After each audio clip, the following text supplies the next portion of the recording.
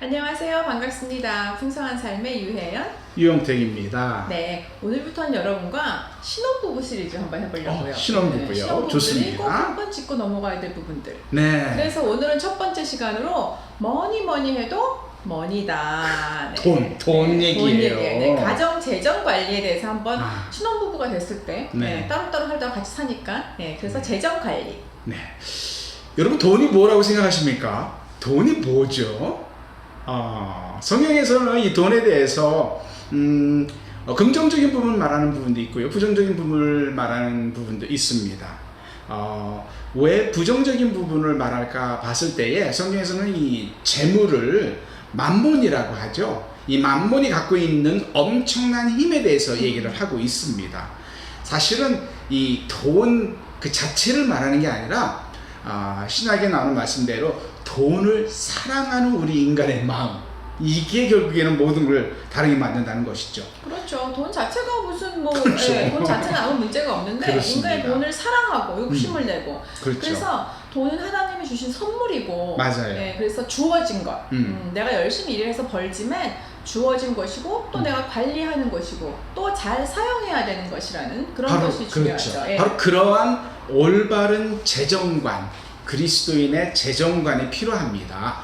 여기서 이 재정관 하면서 하나님이 주신 선물이라고 벌써 말씀했고요. 여기서 중요한 게 뭐냐면은 하나님이 주신 선물인데 여기서 중요한 건 우리들은 그 선물에 대한 책임을 가지고 있는 청직이다라는 것을 꼭 기억해야 됩니다. 그렇죠. 그거와 함께 책임을 잘 지려면 우리가 어떻게 책임을 져야 되는 것을 배워야 될 필요가 있는 거죠. 맞습니다. 그래서 공부도 하고 책도 보고 세미나도 참석하고 또 이런 유튜브도 보고. 맞습니다. 사실 저희는 재정에 대해 전문가는 아니지만 살면서 들으면서 상담을 하면서 여러분 예상 외로 이 재정 때문에 많은 부부들이 싸우고 힘들어합니다. 그렇죠. 그렇기 때문에 지혜로운 관리 그리고 적절한 저금과 투자 이런 게 정말 중요합니다.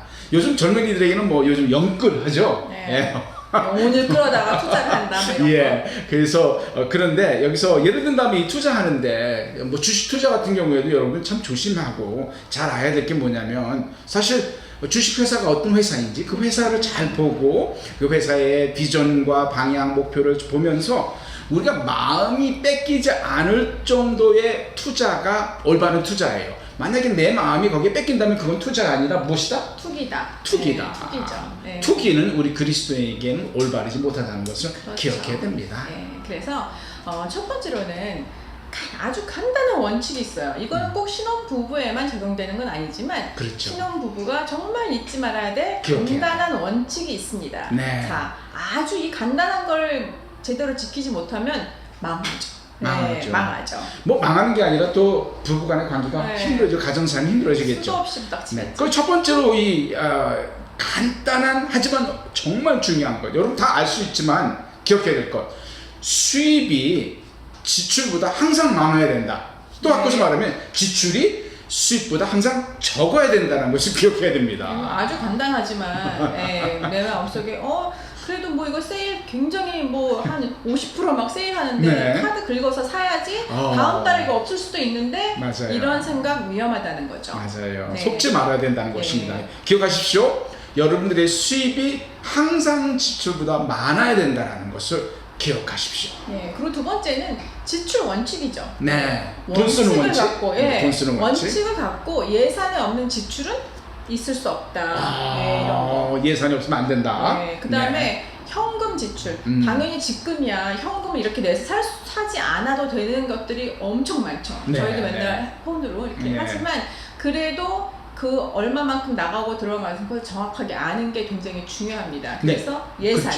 그렇죠. 여기서 현금 지출하는 건 여러분 현금을 내고 사라는 의미가 아니라 현금이 있을 때만 쓰라는 얘기예요. 돈이 카드로 쓰긴 하지만 현금이 없는 돈은 크레딧, 신용카드로 쓰는 건 아니라는 것이죠. 충분히 신용카드 써도 갚을 수 있을 때에 그게 현금 지출이라는 의미라고 생각하시면 되겠습니다. 그리고 세 번째로는요, 이제 마지막입니다. 이 세 가지 원칙 중에 마지막인데, 모으지 않으면 어떻게 된다? 다 나간다.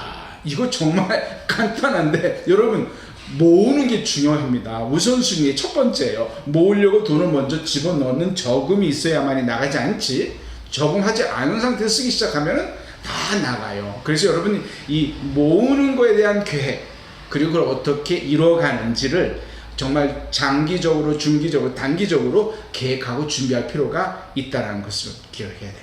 네, 그래서 간단한 이제 원칙이 있고 조금 구체적으로 네. 빚도 있고 뭐 융자 그렇죠. 뭐 이런 거 있는 요즘 경우가 뭐 사실 많죠. 있죠. 아예 없을 수는 없으니까. 그런데 정말 중요한 것은 결혼 전에 있는 것은 결혼 초기에 서로에게 얘기하는 게 사실 중요하겠죠. 서로에게 확실하게. 네, 그런데 이제 새로운 삶의 가정을 시작했을 때는 뭐 특별히 집이나 뭐 학자금, 차를 이렇게 해서 특별한 뭐 그런 경우 아니면 그건 융자 없이는 네. 구입할 수가 없으니까. 그렇죠. 그렇죠? 뭐 모든 것을 모아서 살 수는 없으니까. 그런데 특별히 뭐 제2, 제3 금융권에서 돈을 빌려야 한다든지 아니면 개인으로 빌린다든지 이런 거는 정말 안 하는 것으로 결정을 하는 것이 참 중요한 것 같아요. 아, 그래요. 또 한 가지는 그 이 빚이라는 거에서 가족 때문에 진 빚도 있을 수 있고요. 참 안타깝지만 또 싱글이었을 때, 혼자였을 때 재정관리 잘 못해서 빚지는 경우도 있고, 그런데 그래서 혼전이든 혼우든 이걸 분명히 서로에게 열어서 얘기해주고 말해주고 어떻게 이걸 잘 갚아 나갈 것인지 구체적인 계획과 방법을 강구하고 그 부분에서 부부가 동의를 할 필요가 있다는 것이죠. 그렇죠. 굉장히 중요하죠. 네. 네. 빚과 연관해서 또 한 가지 중요한 게 있어요. 네. 그다음에 이거는 네. 정말 빚 보증. 보증. 예, 이거는 제발, 예, 제발. 전에도 있었고 요즘도 있었고 외국에도 있고 다 있는 것이지만 예, 이 보증만은 아니면 내가 무슨 내 집이나 이런 걸 담보로 걸어서 절대 이런 것은 절대 안 하지 됩니다. 않는다. 네, 그런 거죠. 네. 뭐 누구든지 이게 누구든지? 나의 뭐 누구든지 가족일 수도 있고. 가족일 수도 있고 친구일 수도 있지만 네. 그래서 정말 도와주고 싶고 필요하다면 내가 그렇죠. 지금 도움 줄 수 요청할 있는 때는. 것만큼 내가 이것이 뭐 10만 원일 수도 있고 100만 원일 수도 있으면 내가 줄 수 있는 것만큼 이것이 없어도 내 삶에 큰 문제가 없을 만큼 그냥 거저 도와주는 것까진 하지만 보증은 어떻게 안 된다. 안 된다. 네, 보증은 안 되고 필요를 채워주고 싶으면 그냥 거저 줘라. 그렇죠. 예, 그게 가족이든 친구든 주변 사람이든 그렇습니다. 자, 쭉 얘기를 나누면서 여러분 어떻게 생각하시는지 모르겠어요. 적용적인 면에서 두 가지 여러분 꼭 해보셔야 될 것을 이 시간에 나눠보기를 원합니다. 첫 번째로는요, 영어로 머니데이. 돈에 대한 한 달에 한 번 정해서 한 달에 한 번 머니데이라고 돈에 대해서 돈의 날, 돈 얘기를 하는 날을 정하실 필요가 있습니다. 그래서 한 달 동안 어떻게 돈을 모았고 어떻게 썼고 어떻게 관리했는지를 잘 나누는 시간, 뭐 정산도 가능하고 감사도 가능하고 감사뿐만 아니라 감사도 할 수 있는 서로가 그런 시간이 필요하고요. 그러면서 그 시간에 각자가 갖고 있는 그 경험했던 돈에 대한 돈의 관리, 돈 썼던 거 이런 것들, 원가족에서 경험했던 것들을 좀 나누면서 추억과 경험을, 기억을 나누는 것도 상당히 좋은 시간이 될 수 있다고 생각합니다. 그렇죠. 돈에 대한 기억이나 경험이나 또 원가족에서 겪었던 그런 것들이 지금 현재 우리의 뭐 돈을 지출하고 수입하고 관리하고 네. 이런 모든 것들에 굉장히 큰 영향을 주기 때문에 그쵸. 서로의 경험을 충분히 안다면 이해하고 맞춰갈 수 있는 그런 가능성이 훨씬 더 커지는 거죠. 오해가 없어지는 오해가 것이죠. 없어지죠. 그래서 좋습니다. 머니데이를 만들어서 그것을 하고 두 번째는 재정 관리 10개명. 우리 집의 원칙이다. 1, 2, 3, 4 쭉 뭐 10개명이라고 해서 꼭 10개를 하시는 건 아니지만 그래서 첫 번째는 원칙 나누기. 원칙 나누기. 우리 뭐 재정은 투명하게 한다. 뭐 가정마다 조금씩 다를 수 있지만 아니면 뭐 우리의 수입의 뭐 20%는 뭐 저축 뭐 이런 식으로 해서 정확한 10개명 두 사람이 생각하는 그 내용을 좀 할 필요가 있는데 그렇죠. 꼭 생각해서 집어넣어야 될 영역이 있어요. 영역이 있는데 그 중에 첫 번째가 정확한 재정 계획을 어떻게 세울 것인가라는 그 부분을 좀 나눌 필요가 있습니다. 집 구입하는 거, 또 자녀 교육을 위해서, 또 은퇴를 계획하는 것, 또 부모님을 후에 지원해 드리는 것을 미리 잘 계획 세우는 것을 어떻게 할 건지 그런 원칙을 같이 나눌 필요가 있는 것 같아요. 그렇죠. 네. 결혼했는데 우리는 애 낳으려면 아직 멀었어요.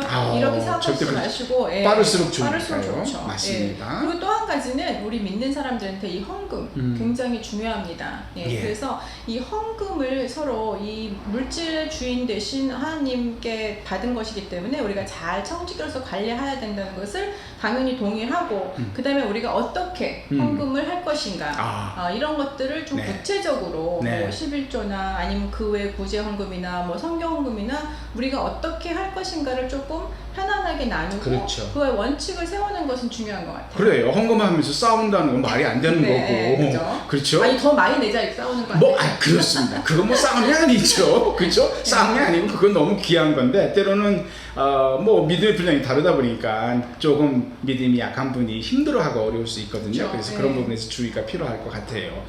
또 한 가지 또 기억해야 될 게 어떻게 이 지원을 할 것인가. 즉 여기서 말하는 지원은 나중에 부모님들을 돕는 걸 말하는 겁니다. 양가 부모님 우리가 어떻게 도울 것인가, 또는 우리 형제들에게 도움이 필요할 때 어떻게 도울 것인가, 이런 부분도 좀 잘 얘기 나누면서 필요한 원칙을 좀 세워가는 것은 참 필요할 것 같아요. 그렇죠. 네. 뭐 그렇다고 이 원칙이 뭐 돌에 새긴 것처럼 그렇죠. 100만 년 절대로 변할 수 없다 이렇지는 않겠죠. 네. 그렇지만 어느 정도 원칙을 갖고 우리가 좀 융통성 있고 유연성 있게 이 재정 관리를 한다면 결혼을 딱 시작해서 지금 신혼기에 들어간 많은 부부들이 네. 앞으로 정말 30년, 40년, 50년의 삶을 좀 더 안정되게 맞습니다. 지낼 수 있을 것 같아요. 그래서 그래요.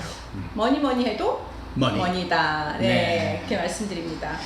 여러분, 결국에는 이 돈, 신혼 생활을 하면서 마음이 합쳐지면 마음만 합쳐지는 게 아니라 삶이 합쳐지는 게 되게 쉬워지기 시작하죠. 즉 관건은 하나님이 주신 선물 물질인데 이걸 어떻게 잘 관리하느냐가 제일 중요한 관건이에요. 기억합시다. 하나님 우리에게 물질을 주시고 우리로 하여금 좋은 청지기가 되라고 했죠. 기억나시나요? 청지기라는 말의 의미는 맡겨진 것을 잘 관리해서 늘리는 사람이에요. 그렇죠. 30배, 60배, 100배로 이렇게 늘릴 수 있는, 그거는 사람의 능력에 따라서 좀 차이가 있을 수 있지만 우리는 부지런히 열심히 최선을 다해서 이걸 잘 늘리고, 그리고 나만 즐기는 게 아니라 좀 베풀어서 물질의 축복 통로가 될 수 있는 그러한 부부, 그러한 행복한 가정이 될 필요가 있다고 생각합니다. 그렇죠. 물질로 통하여서 축복의 통로가 되고 싶습니다. 계속 기도하는 거 너무 중요한데 구체적인 구체적인 것 공부하고 계획하고 예산을 짜고 이런 것들이 정말 사실은 중요하죠. 맞습니다. 네. 그래요. 오늘은 우리가 머니에 대해서 나눠봤습니다. 여러분, 많은 재정 잘 관리하셔서 멋진 축복의 통로가 되시기를 부탁드립니다. 네, 지금까지 풍성한 삶 연구소의 유혜연, 이영택이었습니다. 감사합니다. 감사합니다.